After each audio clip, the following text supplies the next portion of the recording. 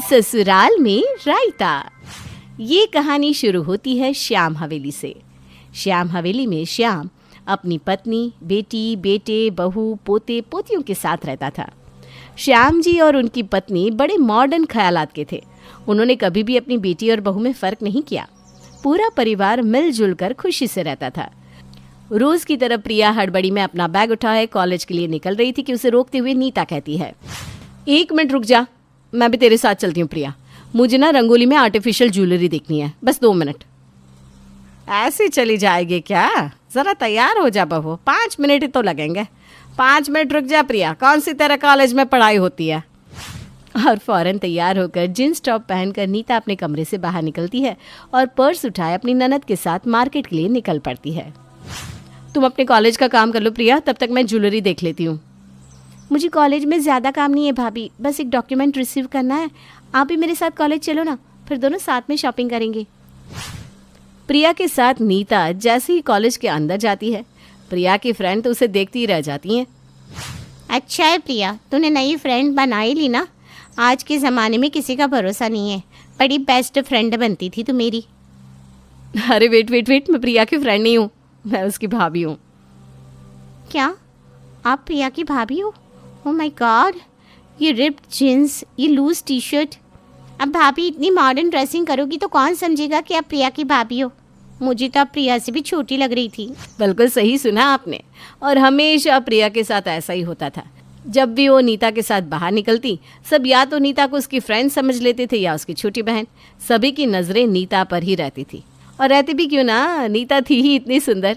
एक रोज़ खाने की टेबल पर, तुम्हारी कोई फ्रेंड है क्या सुशील?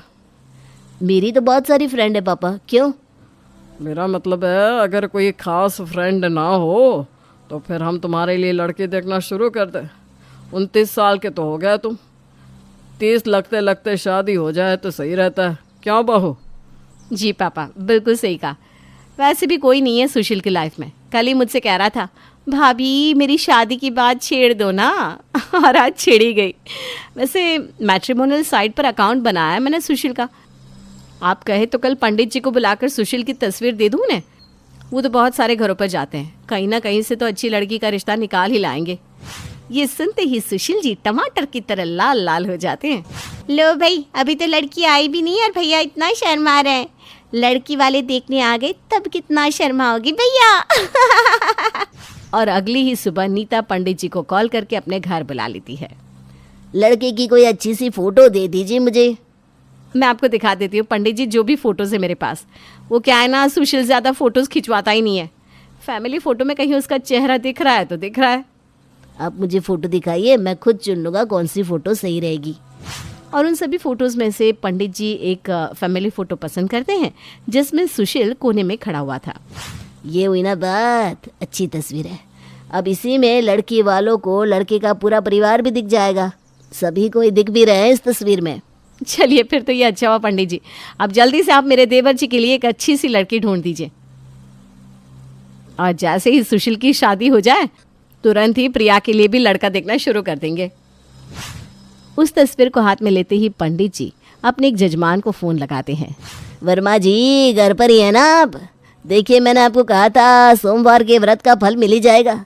आपकी बेटी के लिए एक अच्छे घर के लड़के का रिश्ता आया है, आप ही के घर आ रहा हूँ मैं। और फौरन पंडित जी वर्मा जी के घर पहुंच जाते हैं और उन्हें लड़के की तस्वीर दिखाते हैं। लड़का तो बहुत ही सुंदर है। तू क्या उधर खड़ी हुई है जाकर? तेरे लिए ही तो लड़का देख रहे हैं स्नेहा। आजा तू देख ले, तुझे कैसा लग रहा है लड़का? जैसा आपको ठीक लगे मम्मी। जहाँ सब फैंसी फ़ोटो में स्नेहा के लिए देखे जा रहे लड़के को देख रहे थे, वहाँ उस तस्वीर में स्नेहा के भाई की नज़र तो किसी और पर ही टिकी हुई थी। और वो तस्वीर थी अपने सास ससुर के कंधे पर हाथ डाले बीच में खड़ी हुई नीता पर, जिसे एक टक करंट देखे जा रहा था। लड़के की बहन का क्या सीन है पंडित जी? बहुत ही अच्छी लड़की है बेटा, प्रिया नाम है लड़की का, बहुत ही गुणवान। सुशील के बाद उसी का तो नंबर है। तो फिर मेरी बात चलाइए ना पंडित जी, मुझे लड़की पसंद है। मुझे तो विश्वास ही नहीं हो रहा करण, ये तो शिव जी की साक्षात मेहर है। पहली बार मेरे बेटे को कोई लड़की पसंद आई है, और वो भी एक नज़र में। आप तो जल्द से जल्द बात चलाइए पंडित जी, एक ही घर में अगर दोनों भाई बहनों का रिश्ता हो जाएगा तो रिश्ता और मजबूत हो जाएगा। फिर स्नेहा की चिंता भी नहीं रहेगी मुझे। मैं भी बात करता हूँ, मुझे तो नहीं लगता उन्हें भी कोई आपत्ति होगी। पंडित जी फौरन प्रिया के घर पहुंचते हैं और उसे इस बारे में बताते हैं। लड़की की तस्वीर देखते ही प्रिया को लड़का पसंद आ जाता है। इतने हैंडसम लड़के ने मुझे पसंद किया है सामने से। भाभी ये कोई मजाक तो नहीं है ना? तुम भी ना प्रिया, खुद को कम आंकना बंद कर दो। पंडित जी अब तो आप दोनों फैमिलीज के मिलने का बंदोबस्त कीजिए जल्द से जल्द। और 1 हफ्ते बाद की तारीख निकाली जाती है। और 1 हफ्ते बाद, अरे भैया ये कैसा पोछा लगाया आपने, सारा कचरा तो सामने दिख रहा है। लड़की वाले आने वाले हैं, मेरा मतलब है लड़की वाले भी और लड़के वाले भी, ज़रा अच्छे से। और वो सामने की खिड़की का पर्दा तो रह गया भैया, जल्दी जल्दी हाथ चलाइए ना। अरे बहू तूने तो फौरन सारी तैयारी कर दी, मुझे तो घबराहट हो रही थी कैसे सब कुछ होगा। अरे मम्मी जी आप बेकार में ना घबराने लग जाती हैं, आप बैठिए वरना आपका बीपी बढ़ जाएगा। तब तक मैं जाकर बाजार से कोल्ड ड्रिंक और नाश्ता ले आता हूँ। और मैं लड़के वालों से कह दूंगी कि वो नाश्ता मैंने बनाया है। एकदम सही, मैंने भी तो यही कहा था, जबकि चाय बनाने के अलावा मुझे कुछ आता ही नहीं था। पर वक्त सब सिखा देता है। चलो अब एक एक करके सब तैयार होना शुरू कर दो, कभी भी लड़की लड़के वाले आते ही होंगे। करण और स्नेहा अपने परिवार के साथ कुछ ही देर में पहुंच जाते हैं। क्या इत्तेफाक है बताइए भाई साहब, ढूंढ रहे थे बहू और दामाद भी मिल गया। ये सब तो संजोग है बहन जी, किसकी किस्मत कहाँ जुड़ी है कौन जानता है। करण को तो प्रिया इतनी पसंद आ गई कि क्या कहे। 1 हफ्ते तक इसे रोकना तो मेरे लिए मुश्किल हो गया था। कुदरत ने बनाया होगा फुर्सत से तुझे मेरे यार। और प्रिया के पीछे खड़ी नीता को देखकर करण ये कहता है और प्रिया शर्मा जाती है। दोनों परिवार में बातें शुरू हो जाती है। फिर सीता कहती है, अब अगर लड़के लड़की आपस में बात कर ले तो अच्छा रहेगा नहीं? हाँ जी हम तो बहुत मॉडर्न है, हमें कोई तकलीफ नहीं है, जाओ जाओ बच्चों। और नीता आगे बढ़कर एक हाथ से प्रिया का हाथ और दूसरे से स्नेहा का हाथ पकड़े कमरे की ओर बढ़ती है और उनके पीछे दोनों लड़के भी चल पड़ते हैं। सुशील और स्नेहा एक कमरे में बात कर रहे होते हैं और दूसरे में करण के पास प्रिया को छोड़कर जैसे ही नीता बाहर निकलती है, करण कहता है, आप कहाँ जा रही है, यहीं रुकिए ना। ये तो सुशील से भी शर्मिला निकला। कहीं नहीं जा रही हूँ मैं, पूछिए क्या पूछना है। ये कहकर नीता दरवाजे की ओर मुंह फेर कर खड़ी हो जाती है। हाय ये शर्म। ओह माय गॉड, अगर इसी तरह वन लाइनर देता रहा तो मैं तो नजरें भी उठा नहीं पाऊंगी। नीता की ओर देखता हुआ करण अपने सवाल पूछना शुरू कर देता है। आपको सबसे ज़्यादा क्या पसंद है? रंग। यह करण नीता से सवाल पूछता है और जवाब पीछे से प्रिया देती जाती है। नीता को देखने में करण ऐसा मदहोश हो जाता है कि वो ये भी ध्यान नहीं देता कि जवाब कौन दे रहा है। और इसी तरह सवाल जवाब का सिलसिला पूरा होने के बाद सभी वापस हॉल में लौट आते हैं। तो बताओ बच्चों, तुम लोगों की क्या राय है? मुझे सुशील पसंद है मम्मी। मुझे भी पसंद है। हमें भी मंजूर है। अब सब तैयार ही है तो अभी ही सगुन कर देते हैं, दोनों परिवार आमने सामने बैठ जाए तो अच्छा होगा। और फौरन दोनों परिवार नेक की तैयारी में लग जाते हैं और फिर रस्म शुरू होती है। प्रिया करण के ठीक सामने बैठी थी, सब उसे रस्म बताते हैं और करण वैसा वैसा करता जाता है। प्रिया को टीका लगाने और पैसे देने के बाद करण उठकर नीता के पास जाता है और टीका लगाने के बाद नीता के हाथों में भी 5100 रुपये रख देता है। लगता है इनके घर में पहले छोटी बहन को पैसे दिए जाते हैं, उसके बाद ही बड़ी बहन के साथ रस्म करने का रिवाज होता होगा, पर मुझे क्या। अरे वाह, कितने अच्छे संस्कार हैं। लगता है इनके यहाँ भाभीियों को भी नेक दिया जाता है। लगता है इनके परिवार में ऐसा ही नियम होता होगा। शायद सबको नेक चढ़ता है, तो फिर इधर से मैं भी जाकर समधन जी को नेक पकड़ा देती हूँ। और इसी तरह गलत फहमी में हर कोई एक दूसरे को नेक दे देता है। और नीता के ससुराल में ऐसा रायता फैलता है कि घर का होने वाला दामाद घर की बहू का ही नेक करके चला जाता है। अब हर रोज़ प्रिया और करण की बातें होने लगती है।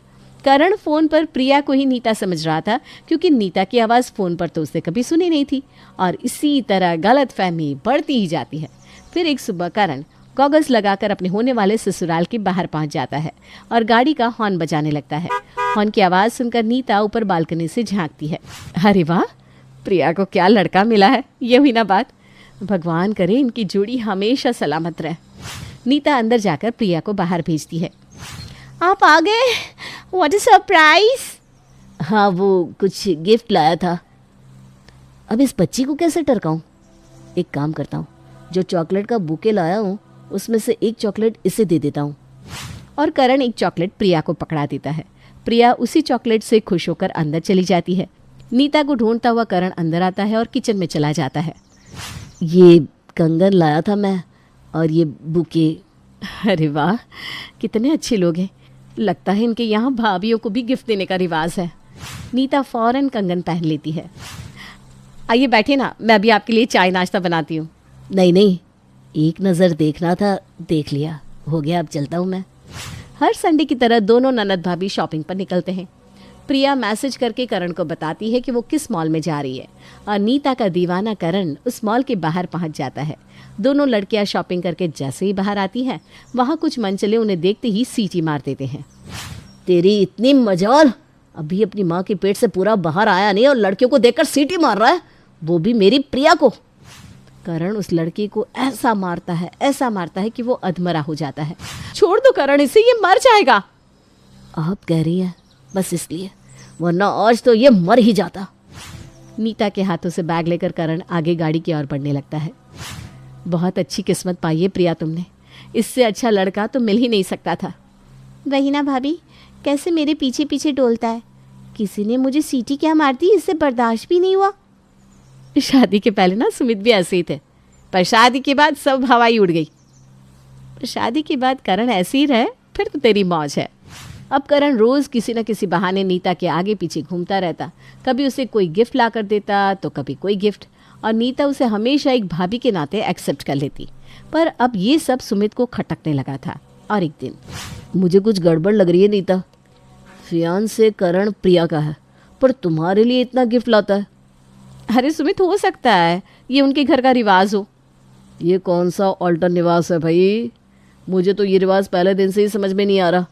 अब जल्द से जल्द सगाई की डेट निकाले और उसके बाद फौरन शादी की। मैं नहीं चाहता कि अब और रायता फैले। कहाँ ये मैटर सुशील के लिए लड़की देखने से शुरू हुआ था और कहाँ प्रिया के होने वाले पति पर आकर अटक जाता था। वो भी एक ऐसा पति जो उसी घर की बहू को पसंद करने लगा था।